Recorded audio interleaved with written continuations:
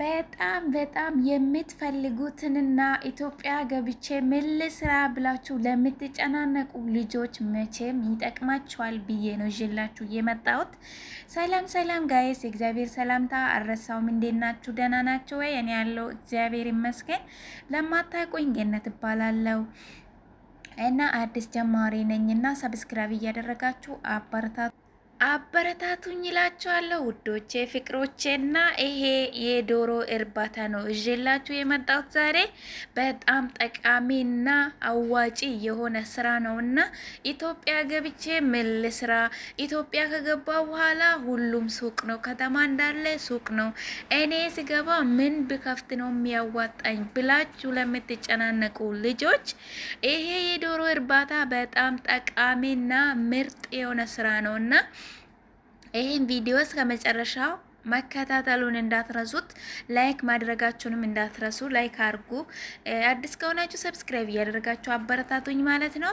እና ጋይዝ ይሄ ስራ ማለት በጣም ብዙ ቦታ የማይፈጅባችሁ ትንሽዬ ቤት ካላችሁ፣ በተለይ ቤት ያላችሁ ልጆች የቤት ኪራይ አይኖራችሁምና ትንሽዬ ቤት ካላችሁ ለዶሮ እርባታ ይሆናል ማለት ነው። እና እንግዲህ የቱ ይመቸኛል የእንቁላል ወይስ የስጋው ዶሮ ይሻላል ብላችሁ ደግሞ ጥያቄ ከሆነባችሁ ማለት ነው ሁሉም ከሰሩ ሁሉም ይሆናል። ለምሳሌ የጫጩቱን ገዝታችሁ ከዛም በኋላ ጫጭቱ እስከ 6 ወር በኋላ ከቀለባችሁ በኋላ ከሸጣችሁ በጣም ይጠቅማችኋል እላችኋለሁ ጋይስ። ሁሉም ስራ ጠንክሮ ከሰሩ የማያዋጣው ምንም ነገር የለምና ሁሉም ስራ ያዋጣችኋል እላችኋለሁ ውዶቼ ፍቅሮቼ። እና ለምሳሌ አሁን 800,000 ቢኖራችሁ በ800 ብር መነሳት የለባችሁም።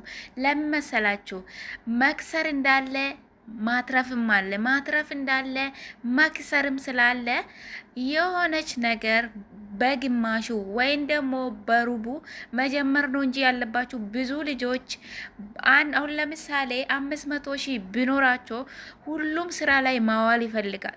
ግን ደግሞ እንደዛ አይነት ነገር ጉዳት ነው እንጂ ጥቅም አይኖርም። ለምሳሌ በግማሽ ነው መጀመሪያ ያለባችሁ። እያያችሁ ትጨምራላችሁ። በትርፋማ ስትሆኑ ስትመጡ እየጨመራችሁ ትመጣላችሁ ማለት ነው። ስለዚህ ጋይስ ይሄ ስራ በጣም ምርጥና ጠቃሚ ስለሆነ ለምሳሌ አረብ ሀገር ያላችሁ ልጆች ማለት ነው ምን እንደምታደርጉ ታውቃላችሁ? ስራ ሳትጀምሩ በፊት እቃውን ትገዙና ታስቀምጣላችሁ። የሆነች ነገር ማለት አለ አይደለም፣ ወጪ እንዲቀልላችሁ ማለት ነው። አሁን ለምሳሌ አረብ ሀገር ሆናችሁ ብርም ይሄናል አትቸገሩም ማለት ነው። ስለዚህ የዶሮ እርባታ በጣም ጠቃሚ ስራ ስለሆነ በትንሹ ተነስታችሁ ወደ ትልቅ መድረስ ትችላላችሁ እላችኋለሁ ምርጦቼ፣ ፍቅሮቼ፣ ወላሎቼ። ስለዚህ የመዳም ቅመሞች ሳትቸገሩ ኢትዮጵያ ሳትገቡ በፊት እቃውን ገዝታችሁ አስቀምጣችሁ ይሄንን ስራ መጀመር ትችላላችሁ በአጭር ጊዜ ውስጥ። በጣም ትርፋማ የምትሆኑበት ስራ ነውና ማለት ነው። ስለዚህ ጋይስ ወዳችኋለሁ፣ አከብራችኋለሁ። በጣም ነው የምወዳችሁ፣ በጣም ነው የማከብራችሁ። አበረታቱኝ። ላይክ ሰብስክራይብ እያደረጋችሁ አበረታቱኝ። በተለይ ኮሜንት እየሰጣችሁኝ ማለት ነው። ለምን እኔ ጠንክሬ እንዲሰራ የሚጠቅማችሁን ነገር ይዤላችሁ እስከሚመጣ ድረስ እናንተ አበረታቱኝ እና ወዳችኋለሁ፣ አከብራችኋለሁ። መልካም ውለውንላችሁ። ወዳችኋለሁ፣ አከብራችኋለሁ። ባይ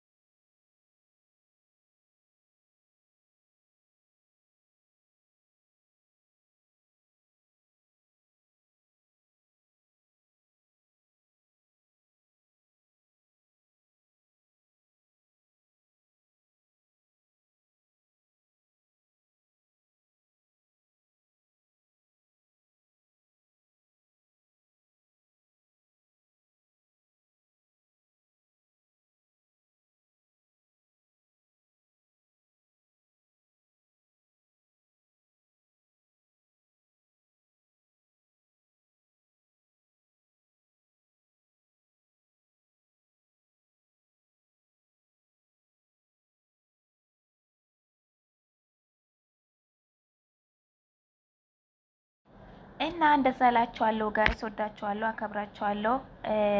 አበረታቱኝ።